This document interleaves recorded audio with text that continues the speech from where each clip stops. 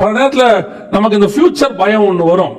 இந்த ஃபியூச்சர் பயம், இதை வச்சு இப்படியே போயிட்டு தான் என்ன ஆகும், இது நம்ம ஃபியூச்சரை காப்பாத்துமா, இப்படியே போன நிலைமை என்ன ஆகும். நம்முடைய நம்பிக்கை நம்மை அனுப்பின கர்த்தர் மேல் இருக்கிறது.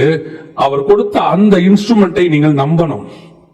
என்கிட்ட ஒருத்தர் கொடுத்திருக்கிறாரு, அவர் அதை பயன்படுத்தினா எவ்வளவு பெரிய கோலியாத்தும் அதை வச்சு வீழ்த்திடுவார். மற்றவங்களால அது முடியாது. இந்த கூழாங்கலை எடுத்துட்டு சவுல் கிட்ட கொடுத்தீங்கன்னா முடியாது. ஏன்னா சவுளுடைய நம்பிக்கை கர்த்தர் மேலேயும் இல்ல, கூழாங்கல் மேலேயும் இல்ல. சவுளுடைய நம்பிக்கை கோலியாத்து மேல இருக்குது, அவன் தான் ஜெயிப்பான். ஆனா தாவீதோட நம்பிக்கை ஒண்ணு இருக்குது, கர்த்தர் ஜெயிக்க வைப்பார். அவர் நினைச்சார்னா என் கூழாங்கல்லையும் ஜெயிக்க வைப்பார். என் கூழாங்கலை கொண்டு எப்பேற்பட்ட கோலியாத்தையும் வீழ்த்துவார். நீங்க முதல்ல உங்களுக்கு கொடுத்ததை ட்ரஸ்ட் பண்ணுங்க, நம்புங்க. உங்களுக்கு கொடுத்தது எது வேணாலும் இருக்கட்டும், அது சின்னதோ பெருசோ, சின்ன டேலண்டோ. நிறைய நேரத்துல ஒரு இன்ஃபீரியாரிட்டி காம்ப்ளெக்ஸ் நமக்குள்ள இருக்குது வாலிபர்களுக்குள்ள.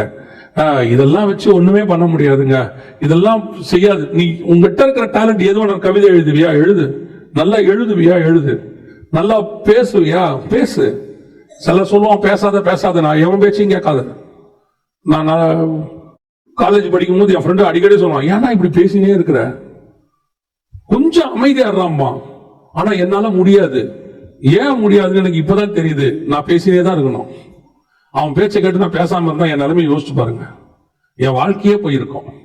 கர்த்தர் உனக்கு என்ன டேலண்ட் கொடுத்திருக்கிறோ அதை யூஸ் பண்ணுங்க, நீங்க கான்பிடென்டா யூஸ் பண்ணுங்க. இதை கர்த்தர் பயன்படுத்துவார். அது எது வேணாலும் இருந்துட்டு போட்டோம், யாருக்கு வேணாலும் இருந்துட்டு போட்டோம். ஆனால் ஒண்ணு மட்டும் நிச்சயம், உன் கையில் இருக்கிறது ஒரு நாள் ஜெயிக்கும், கன்ஃபார்மா ஜெயிக்கும். ஏன்னா அனுப்புனது கர்த்தர்.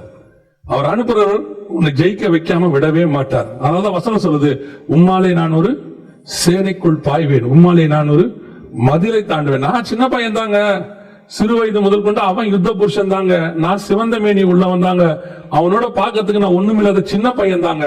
ஆனா ஒண்ணு எனக்கு தெரியும், என் கையில் இருக்கிற கல்லு ஒரு நாள் ஜெயிக்கும், ஒரு நாள் ஜெயிக்கும். உனக்கு ஆண்டவர் கொடுக்கிற வாக்கு அதுதான். உங்ககிட்ட எதை கொடுத்தாரோ அதை எடுத்து தைரியமா போ. யார் என்ன சொன்னாலும் நம்பாத, இதெல்லாம் நடக்காதுன்னு சொல்லுவாங்க, நீ நம்பவே நம்பாத, நடக்கும். உன் கூட இருக்கிறவர் அதை ஜெயிக்க வைப்பார். அந்த கான்பிடன்ஸ் உனக்கு வந்துருச்சுன்னா போதும். அல்லேலூயா. 21 வயசு இருக்கும், அப்போ வேலையெல்லாம் கிடையாது, எந்த வேலைக்கு போனாலும் என்ன அனுப்பிச்சு விட்டுருவாங்க. ஏன்னா நான் அவ்வளவு நல்ல ஒர்க்கர். நான் ஒரு 15 நாளைக்கு மேல என்ன வச்சுக்க மாட்டான். ஒன்னும் அவனுக்கு என்ன பிடிக்காது, இல்லை எனக்கு அவனை பிடிக்காது. அது என்ன காரணம்னே தெரியாது. எனக்கும் வேலைக்கும் 7ஆம் பொருத்தம். எங்க போனாலும் நம்மளை உடனே அனுப்பிச்சு விட்டுருவான். அப்படியே மீறி நம்ம ஒரு மாசம் இருக்கிறோம்னா அந்த ஆள் செத்துருவான், கம்பெனி மூடிடுவாங்க, அவ்வளவுதான். இதான் நம்மளுடைய பொழப்பு. இப்படி எங்க போனாலும் இப்படி நடந்துட்டே இருந்துச்சு. ஒரு நாள் ஆண்டவர்கிட்ட கேட்டேன், ஆண்டவர் என் பொழப்பு இப்படியே போயிருமா, இப்படியே போயிருமான்னு. ஆண்டவர் சொன்னார், உன் கூட நான் இருக்கேன், ஃபியூச்சரை பத்தி பயமே படாது. அன்னில இருந்து இன்னை வரைக்கும் ஃபியூச்சரை பத்தி பயந்ததே கிடையாது.